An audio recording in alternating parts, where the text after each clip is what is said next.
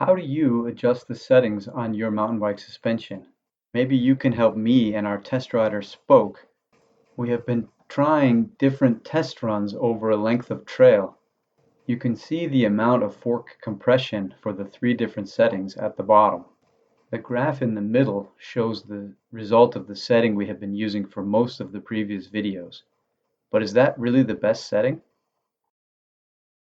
I have been trying to figure out how to analyze the suspension settings. The blue setup rarely goes above 25% compression, so I think it's too firm. And the red setup hits 100% quite often, and so I think it's too soft.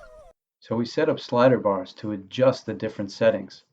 We had Spoke ride off some small curbs to see what would happen. Which one looks the best to you? The one in the upper left with no damping? The one to the right with more damping, the one in the bottom left with a little bit more damping, and the one in the bottom right has the most damping. In the bottom left, you can see the fork compression curves. So let's zoom in on that and take a look. The one in purple with zero damping really bounces a lot. But which one looks the best to you? Let's set up 16 identical runs with more fork pressure to the right and more damping to the top. In each picture you can see the fork compression in the light gray graph. So Spoke and I collected a ton of data. On the left side, the forks with low air pressure really compress a lot. And at the bottom, the forks with no damping are really bouncy. So how do we analyze all this data? First, we looked at the percentage of time that the fork spends above 95% compression. What is the right amount of time for the fork to be fully compressed? Then we looked at the percent of time that the fork is in the middle of its range.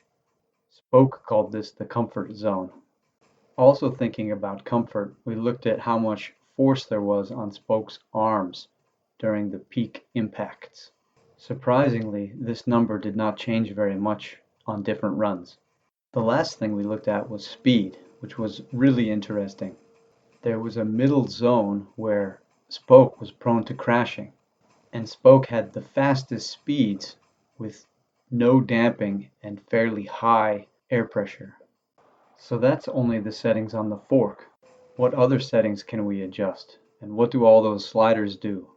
To try to figure it out, we set up an 8-dimensional parameter space and used a Taguchi design to look at what the impact of the different factors. Running the experiment over two different sets of terrain, you can see the damping of the fork was the primary factor to prevent bottoming out. Looking for the fastest speed, it was the damping of the fork and the damping of the shock which had the biggest impact. This makes sense because damping will absorb energy from the system. The job of suspension is to keep the wheels on the ground. Then you would want the damping of the shock and the damping of the fork to be relatively high, and the spring rate K of the fork and shock to be relatively low. The K rotation parameter is a rotational spring that I put in the model to keep Spoke upright.